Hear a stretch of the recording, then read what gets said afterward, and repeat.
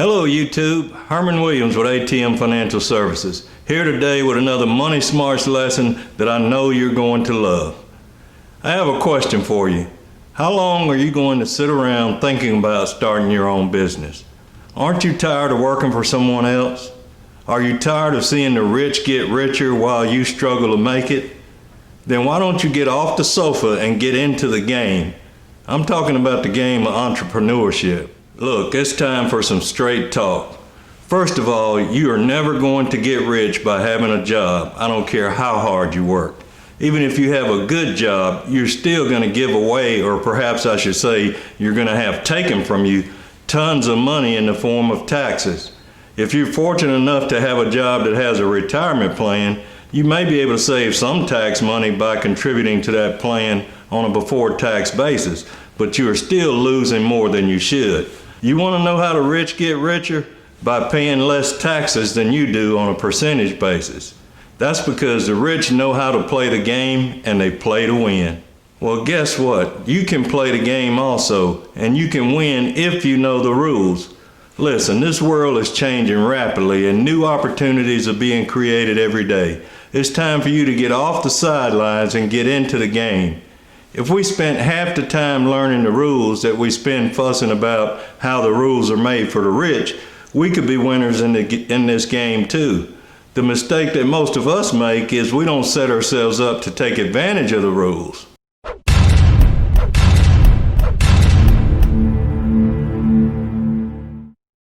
When I was young and just starting a family, I worked my butt off to support my family. I had my regular job, which was shift work, by the way, and when I was not working that job, I did other odd jobs. I roofed houses in August in the South. I fixed lawnmowers, weed eaters, chainsaws, and other small engine equipment. I did demolition work, tearing down old structures and busting up concrete with a sledgehammer. If I knew then what I know now, there was at least 3 different businesses that I could have started. But I wasn't thinking like a business person, I was thinking like a worker. I needed money, and I was taught that if you work hard, you will get what you need. Nobody was talking about or trying to teach me how to be an entrepreneur. They didn't teach it in school, they didn't teach it in the military, and they didn't teach it on the job. You see, we are conditioned to think about making money and spending money. Nobody talks to us about how to keep more of our money or how to get it back. Well, that all changes starting today, because I don't want you to go through life making the mistakes I have made and missing opportunities to be an entrepreneur. But you can't just jump out there and say, I'm going to be an entrepreneur. It's a little more complicated than that. You have to train yourself to run a business and to live a business life. This is where most people fail or give up. Just because you have a business idea or a dream doesn't mean that you're ready to start your business. You have to do your due diligence and make sure that your business idea is realistic, that it fulfills a need, and that you have a market that is large enough and strong enough to give you a reasonable probability of success. Now, I mentioned keeping more of your money or at least getting more of it back. I was speaking in terms of the tax advantages of being an entrepreneur versus being an employee. There are basically 3 major categories of tax rates and tax laws. First, there's the earned income tax category. This is the category you fall into as an employee. It is also the highest tax category. So working harder to earn more money is not necessarily going to put more money in your bank account. As long as you're in this category, the more you earn, the more you will be taxed. You ever wonder how the rich can make more money than you and yet pay less in taxes? Well, it's because most of the money that they make is not earned income. As an employee with only earned income, the average household gets to deduct about 7 or 8 things from their income. If you're able to itemize deductions on your tax returns, you may be able to deduct things like mortgage interest, mortgage insurance, real estate taxes, charitable donations, some medical costs if they exceed the threshold, and maybe a few others if you're lucky. Next is income from investments. This income is taxed at the capital gains rate, which is lower than the earned income rate. This is tax you pay on the profit you made on your investments. It could be the profit you made from a stock you bought at one price and then later sold at a higher price. It could also be profit that you made on the sale of rental property. The point is, this money that you made is taxed at a lower rate than the money you earned. The wealthy also know how to use the tax laws to offset their capital gains with capital losses, so they pay even less in taxes. The third and most lucrative category is the passive income category. This is where being an entrepreneur really starts to pay off. Passive income receives the most favorable tax treatment of all, and this is how the rich get richer. Now let me be clear about something. Just starting your own business does not mean that all of the money you make will be passive income. It depends on the type of business you have. If you have a real estate rental property business, for example, that income would be considered passive income. But if you have a landscaping business that caters to rental properties, then that income is not considered passive income. But just because the income from your business is not considered passive does not mean you're not entitled to some very favorable tax treatment. The person with the landscaping or lawn care business would be able to deduct things like advertising, maintenance on his or her equipment, contract labor, liability insurance, supplies, and depreciation on their equipment. If you're running your business from your home and you have a home office, you can deduct your office supplies and even some of your utilities and home maintenance costs. But you have to know the rules in order to get in the game. The way the home office rule works is that you are allowed to deduct a percentage of certain household expenses in proportion to the size of your home office. For instance, if your home is 2,000 square feet and your home office is 100 square feet, then your office represents 5% of your total space.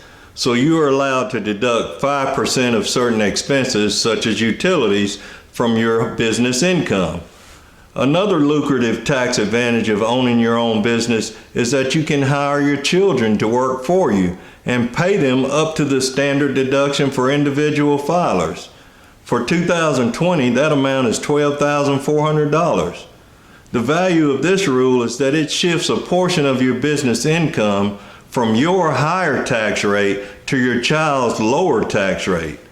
In this case, the child could make up to the limit and pay zero federal tax. Some states may have different tax limits for state tax exemption, so know the rules for your state. The big advantage here is now the child can pay for things like their own clothes, school supplies, entertainment with tax-free dollars that you would have otherwise had to pay with after-tax dollars. In the case of the lawn care business owner, he or she could hire their child or children to clean the equipment after use, restock the truck and trailer with supplies, refuel the equipment, assuming they're responsible enough to handle that task, and even wash the truck and trailer. The money stays in the family and you get a tax break. Now, how cool is that? Yet another advantage of being a business owner is you get to make the most of business travel if you know the rules of the game. Let's say the owners of this lawn care business wanted to attend a conference on controlling lawn pests or how to keep grass greener and healthier. And let's say this conference is being held in Orlando, Florida. The airfare, hotel, some of the meals, and other expenses associated with the conference are considered a business expense and therefore deductible. If the husband and wife are partners in the business, both of their expenses are deductible. If you decide to mix in a little pleasure with business, you could take the kids along with you, and since they are working, they can pay for part or all of their entertainment. Oh, and by the way, if you soil your clothes while you're at the conference, your dry cleaning bill is also deductible, as well as your rental car. Again, know the rules and get in the game. Think like a business and not like a worker. These are just some of the tax advantages of being an entrepreneur. There's another big one that I will discuss in just a moment, but before I do, I want to shift gears for a moment and talk about how do you set yourself up to take advantage of all these tax breaks. Well, first and foremost, you must establish your business as a legal entity. If you're just out there running your side hustle to make extra money, you are not a business owner. If you don't believe me, just ask the IRS. They will be happy to explain the difference between tax avoidance and tax evasion. In case you didn't know, tax avoidance is perfectly legal. Tax evasion is not.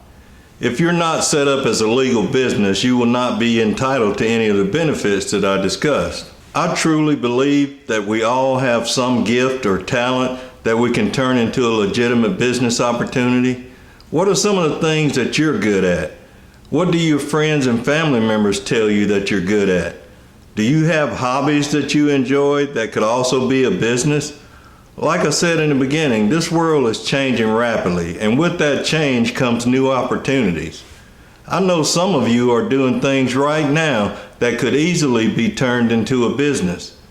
Since the pandemic started, some people have stepped up to make sure their church services were live streamed to their congregation through social media. Could this be an opportunity for you to start your own video production company? Some people had to set up distance learning and homeschool infrastructure because kids weren't allowed to attend school. Could this be an opportunity for a distance learning tutoring service? Some people started preparing meals and delivering them to the elderly or sick. Is this an opportunity for a catering service? Have people asked you to clean and sanitize their home because you do it better than anybody they know? This might be the time to start a maid service. Even when this pandemic is over, not everything is going to go back to the way it was. How can you develop a business strategy for the new normal? Now is the time to develop your strategy and make that dream of entrepreneurship a reality. But you have to get off the sofa and get in the game. I do volunteer work with a group called SCORE. Now, most of you have probably never heard of it, but SCORE is a division of the Small Business Administration. And SCORE has close to 400 chapters across the country. And what we do is help people with the process of starting a small business. We as mentors provide counseling services free of charge to future entrepreneurs. We help with things like understanding the steps required to establish your business as a legal entity, deciding on what business structure is best for you, whether it's sole proprietorship, partnership, LLC, S-Corp, or even nonprofit. We help you with understanding how to write a business plan and how to take advantage of some of the tax laws that I mentioned.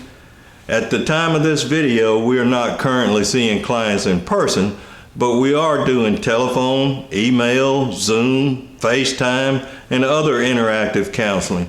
I'll leave a link to the SCORE website in the description below, and you can search for a mentor in your area. You can also view a mentor's profile so that you can match their experience and expertise with your business needs. So that leads me to the last big advantage of being self-employed that I want to talk to you about today. As a self-employed individual, it is up to you to plan for your retirement. Luckily for you, you have several options to choose from.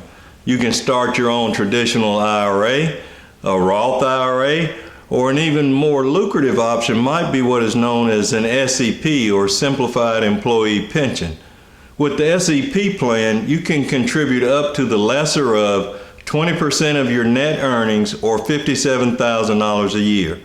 So you can contribute to your retirement plan from your business earnings and get a tax deduction for doing so. You may also qualify for a $500 tax credit each year for the first 3 years your plan is established.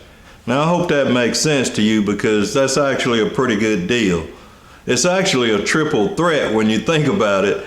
The business which you own gets a tax deduction for contributing to your retirement account.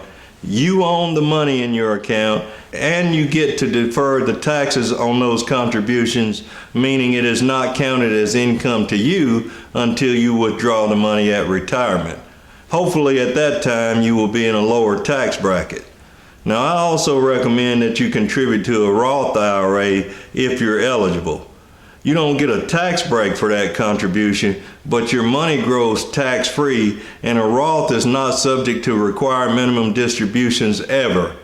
For more information about Roth IRAs, watch my video on the benefits of a Roth IRA. Now, in order to take advantage of all these tax breaks, you need to keep good records. You need a good accounting system, and there are a number of ways you can accomplish this. You can use a CPA, and you may need one depending on the size and complexity of your business.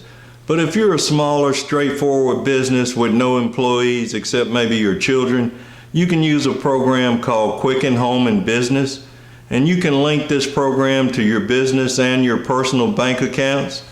And yes, you absolutely need a separate bank account for your business.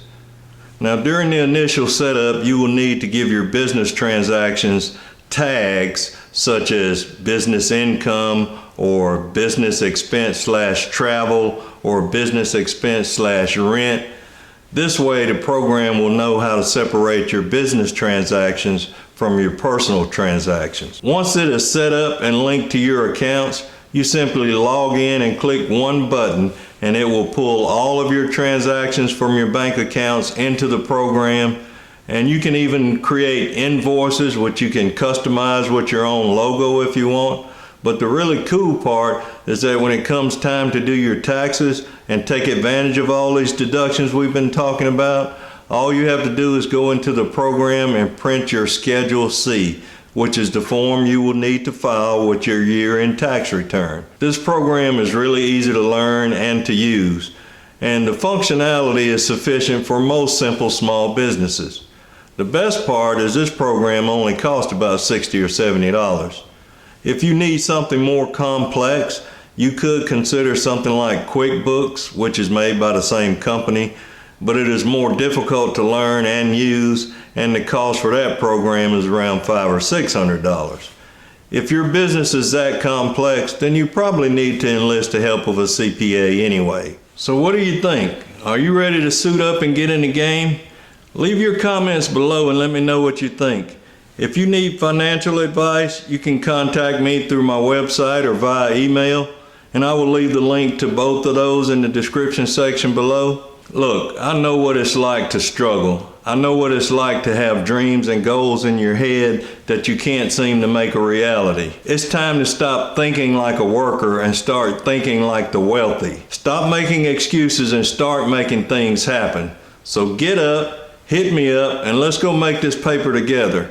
The new normal will require new behaviors, and you know what I always say, change your behaviors and you can change your life. So until next time, behave well.